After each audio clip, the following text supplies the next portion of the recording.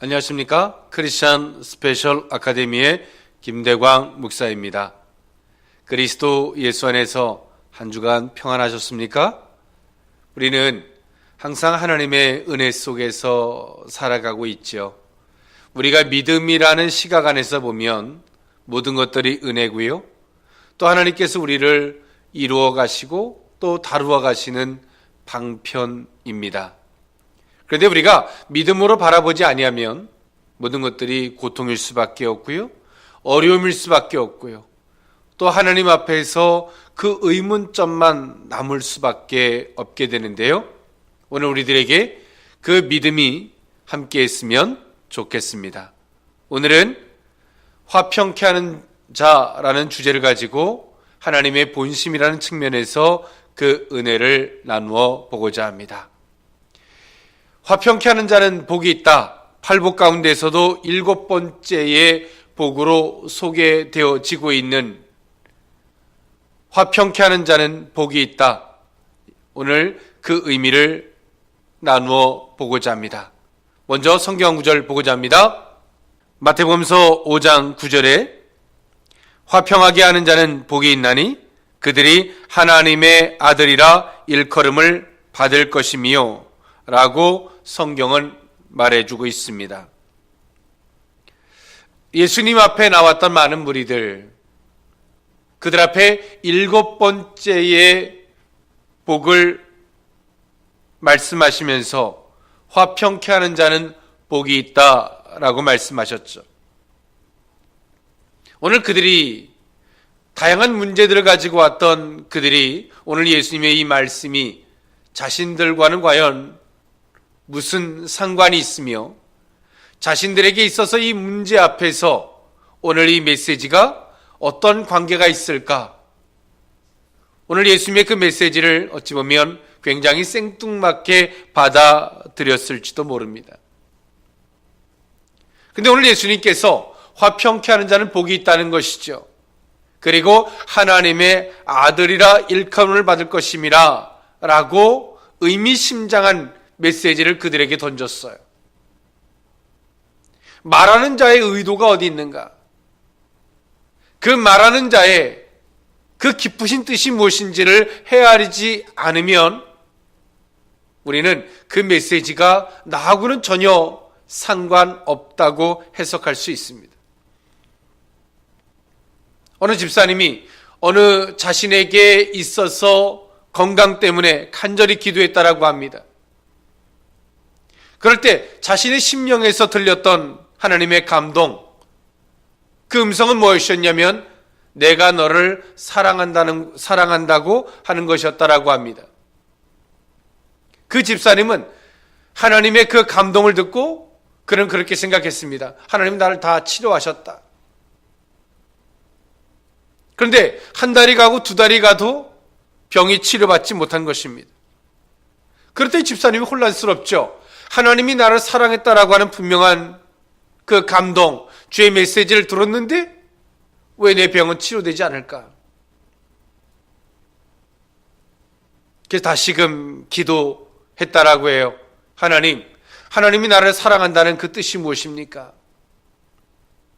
하나님께서 그 집사님에게 깨닫게 해주신 것이 그 영혼을 얼마나 사랑하시는지, 사랑하시기 때문에 그 집사님을 거저 내버려 둘 수 없고 회개케 하시고 믿음을 장성케 하시며 하나님을 알아가게 하기 위한 방편인 것을 말씀하셨다라고 합니다.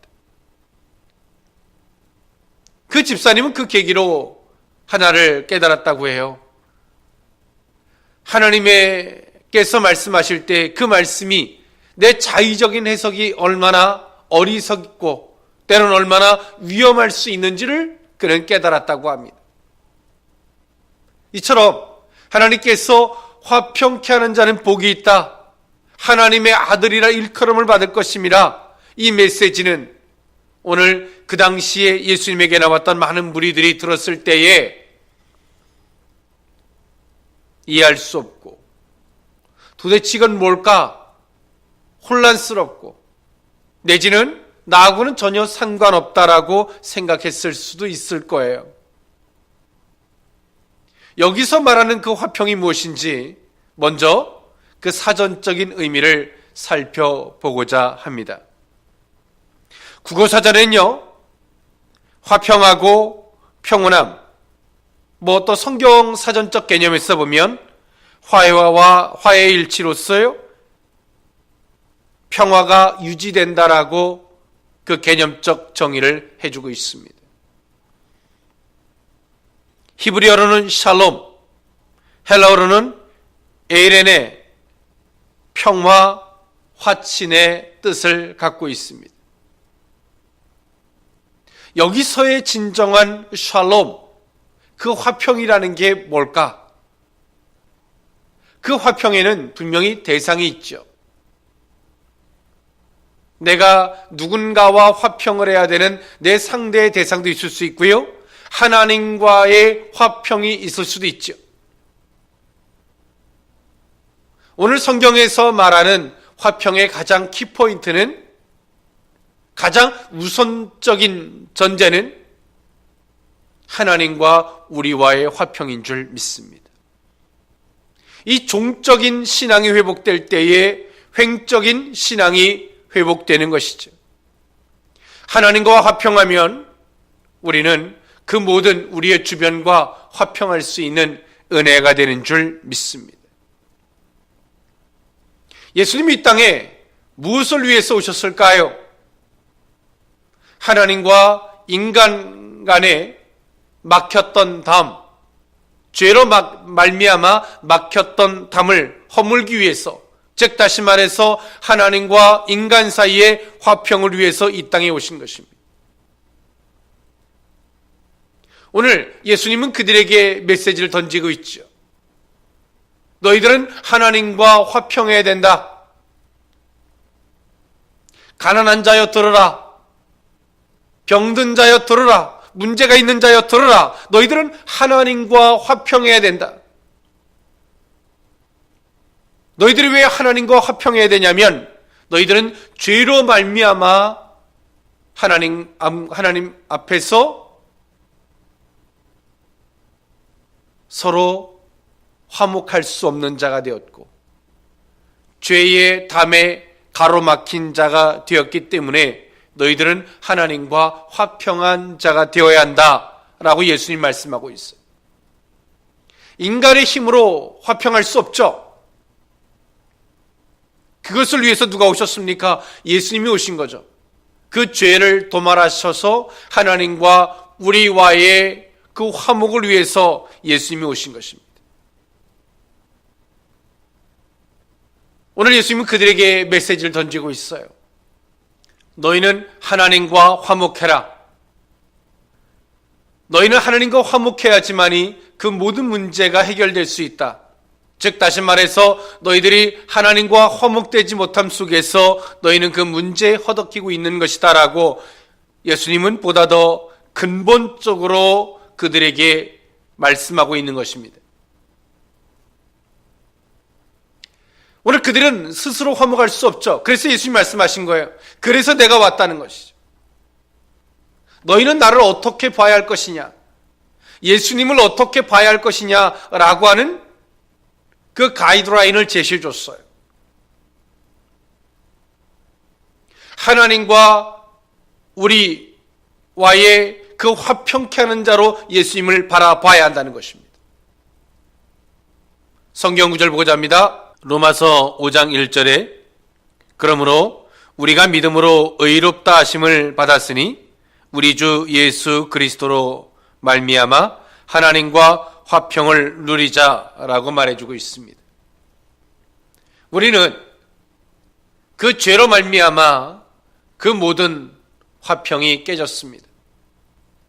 즉 우리가 겪고 있는 현실, 북한과 남한이 바로 반으로 나뉘어져서 서로가 대치하고 있죠. 그리고 서로 또 위협하고 있습니다. 그런데 우리는 이 모든 것 속에서 우리는 어떻게 화평을 이루어야 할 것인가? 단순하게 타협함으로 일시적인, 한시적인 평화를 누릴 것인가? 아니면 그 근본적인 평화, 통일이겠죠. 어떻게 하면 누릴 수 있을까? 하나님의 은혜가 있어야 되는 줄 믿습니다. 인간의 힘으로는 어려워요. 수십 년간의 이념이 다르고 사상이 다르고 또 서로가 서로 안에서의 상처가 있어요. 서로가 또 이용했고 활용했던 부분들도 있어요. 쉽지 않은 문제죠. 그런데요, 하나님의 은혜가 있다며 동독과 서독이 하나님의 은혜로 말미암아 하나가 되었던 것처럼 말입니다. 하나님께서 우리의 마음을 만져주심이 있어야 되고 하나님께서 우리를 이끄심이 있을 때만이 가능한 것인 줄 믿습니다. 오늘 예수님은 그들에게 화평케 하는 자는 복이 있다라고 하는 이 메시지 안에서 당신이 누구이며 너희들이 문제를 가지고 나왔지만 너희들은 나를 어떻게 바라봐야 되는지, 우리가 믿는 예수를 어떤 시각으로 바라봐야 되는지, 예수님이 이 땅에 왜 오셨는지, 예수님이 진정 우리에게 주고자 하는 것이 무엇인지 그것을 말씀하고 있다는 사실이죠. 예수님은 단순히 병을 고치러 오신 분이 아니십니다. 예수님은 단순히 우리의 문제를 해결해 주러 오신 분도 아니고요. 예수님은 단순히 우리에게 복 자체를 주기 위해서 오신 분은 아니십니다. 예수님은 하나님과 인간 사이에 막혔던 담을 허무시고 진정 인간의 참된 복, 하나님과의 화평을 주러 오셨는 줄 믿습니다. 예수님에게 나왔던 많은 무리들이 예수님의 이 메시지 앞에 그 말씀을 들을 수 있었을까? 쉽지 않았을 거예요. 그런데 예수님은 한결같이 그 뜻을 굽히지 아니하시고 그 뜻을 이루어 가시죠. 오늘 우리가 믿는 예수, 여러분 예수님을 어떤 시각으로 바라보고 계십니까? 그리고 예수님 앞에 나오셨다면 무엇을 주제로 나오셨습니까? 예수님이 무엇을 해주기를 원하고 계십니까? 예수님은 동일하게 우리에게 말씀하고 계십니다. 화평케 하는 자는 복이 있다. 그들이 하나님의 아들이라 일컬음을 받을 것임이라 라고 우리에게 동일하게 말씀하고 계실 것입니다. 예수님 우리에게 화평을 주셨죠.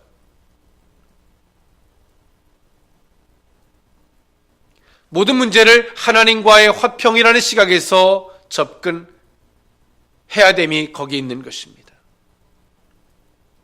그렇다면 우리 또한도 마찬가지죠. 우리 주변에 많은 사람들이 있어요. 그들에게 우리는 어떻게 나아가야 할 것인가? 그들에게 다양한 문제들이 있어요. 그 문제를 우리는 어떻게 바라보고 그들의 문제 해결을 어떤 시각으로, 어떤 방법론으로 우리는 접근해야 할 것인가? 예수로 접근했으면 좋겠습니다. 예수님의 화평으로 접근하고 예수님의 화평이라는 시각 안에서 그 문제를 해결할 수 있는 방법으로 접근했으면 좋겠습니다. 성경 한 구절 보고자 합니다. 에베소서 2장 14절에서부터 18절에 있는 말씀에 보면 그는 우리의 화평이신지라 둘로 하나를 만드사 원수된 것 곧 중간에 막힌 담을 자기 육체로 하시고 법조문으로 된 계명의 율법을 폐하셨으니 이는 이 둘로 자기 안에서 한 세 사람을 지어 화평하게 하시고 또 십자가로 이 둘을 한 몸으로 하나님과 화목하게 하려 하심이라. 원수된 그것을 십자가로 소멸하시고 또 오셔서 먼 데 있는 너희에게 평안을 전하시고 가까운 데 있는 자들에게 평안을 전하셨으니 이는 그로 말미암아 우리 둘이 한 성령 안에서 아버지께 나아감을 얻게 하려 하심이니라 라고 성경은 말해주고 있습니다. 하나님께서 화평을 위해서 예수님을 보내주셨죠. 예수님이 왜 십자가에 못 박혀 죽으셨습니까? 그 죄를 해결하시기 위함인데요, 그 죄 자체를 해결하기 위해서가 아닙니다. 그 죄를 해결하심으로 말미암아 하나님과 우리와 화평을 이루기 위해서입니다. 그 화평의 증거가 무엇입니까? 성령을 우리에게 보내주심인 줄 믿습니다.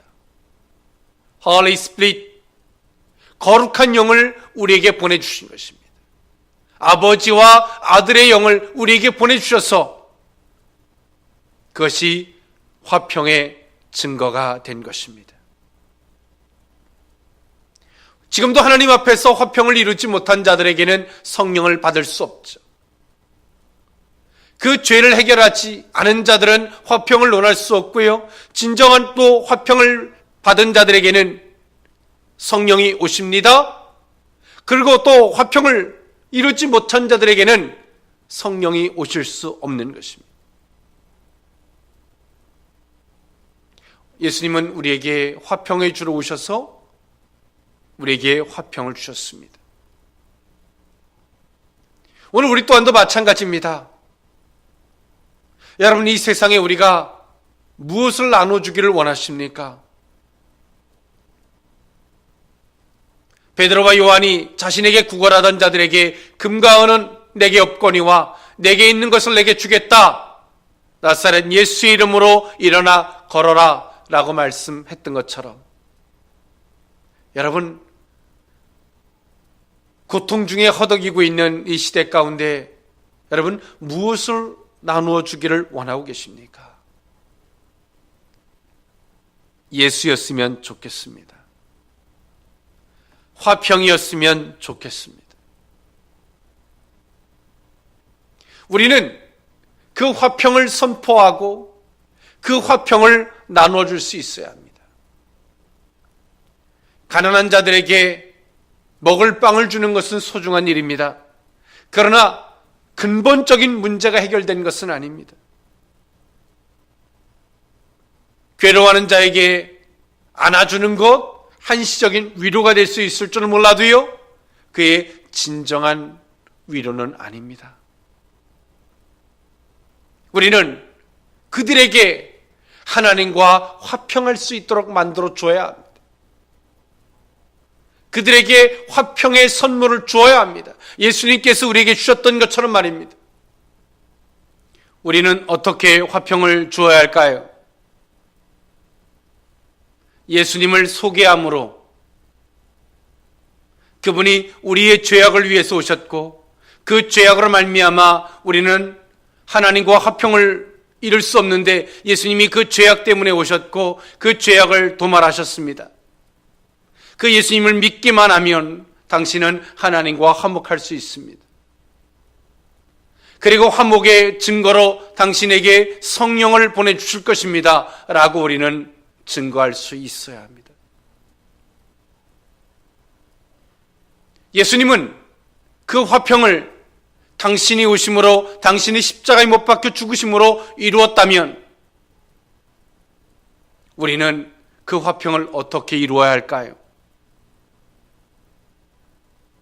유대와 사마리아와 땅끝까지 이르러 우리는 어떻게 그 화평을 이룰 수 있을까요? 예수를 증거함으로 우리는 화평의 사도, 그 화평을 이루어야 할 줄 믿습니다. 오늘 우리는 그런 사역을 하는 우리들에게도 동일하게 하나님 말씀하실 것입니다. 너희는 하나님의 아들이다, 너희들은 복이 있다 라고 말씀해 주실 것입니다. 지금도 세상에는 많은 사람들이 있고요, 우리 주변에도 많은 사람들이 있어요. 예수를 믿지 아니하는 사람들도 있고요,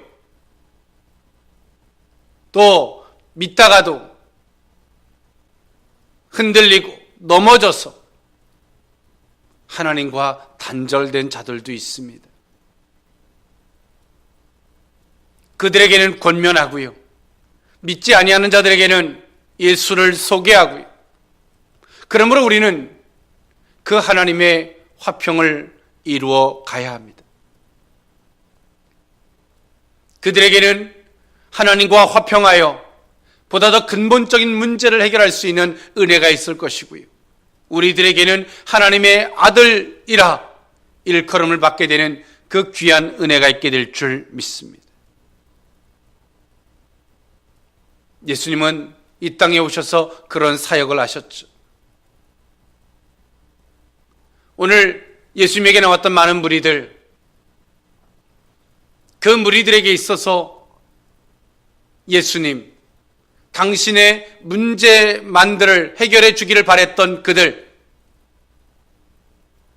그런데요, 오늘 예수님은 그들에게 진정 주고 싶었던 것은 단순한 병고침도, 단순한 문제 해결을 넘어서 하나님과의 화평이었던 것처럼 오늘 우리들, 예수를 먼저 믿는 우리들 또한도 그들의 단순한 문제 앞에 울고 웃는 것이 아니라 진정한 샬롬, 하나님과의 화평을 위해서 보다 더 근본적인 문제 인식을 하고, 문제를 인식하고 그렇게 접근할 수 있는 저와 여러분들의 성숙한 모습이 되었으면 좋겠습니다. 오늘 우리는 그 화평만이, 하나님이 주시는 진정한 그 화평만이 근본적인 문제 해결이 될 수 있고요, 그 은혜가 될 수 있습니다. 지금 우리가 당면에 있는 남북한의 이 문제 또한도 우리가 기도가 부족해서 통일이 되지 않나요? 그거는 아닐 것입니다. 하나님의 뜻하심이 무엇인지를 돌아보고, 환경은 하나님의 몫입니다. 우리의 심령의 변화는 하나님과 우리와의 몫입니다. 오늘 우리는 하나님 안에서 우리가 해야 할 몫을 우리는 알아야 합니다. 그런데 예수님에게 나왔던 많은 무리들처럼 진정한 화평의 그 의식이 무엇인지도 모른 채 환경을 놓고 기도하는, 환경만을 놓고 울부짖는 이 어리석음에서 벗어났으면 좋겠습니다. 하나님은 지금도 그 고난이라고 하는 도구를 통해서, 환경을 통해서 우리를 부르고 계십니다. 오늘 우리는 환경을 변화시키기 위해서 오는 것이 아니라 하나님이 원하는 건 우리 자신입니다. 우리의 심령입니다. 우리의 자신을 살피고 우리가 하나님께로 나아간다면 그 환경의 도구 따위는 사라질 줄 믿습니다. 이제 나 하나 때문에 우는 신앙을 넘어서 주변의 많은 영혼들을 위해서 울 수 있는 저와 여러분의 신앙이 되었으면 좋겠습니다. 한 주간 그리스도 예수 안에서 여러분 승리하시고요, 화평의 도구된 삶이 저와 여러분의 삶이 되었으면 좋겠습니다. 한 주간 그리스도 예수 안에서 화평으로 승리하는 하나님의 아들이라 일컬음 받는 복된 주인공들이 되시기를 주님의 이름으로 축원합니다. 지금까지 크리스천 스페셜 아카데미의 김대광 목사였습니다. 감사합니다.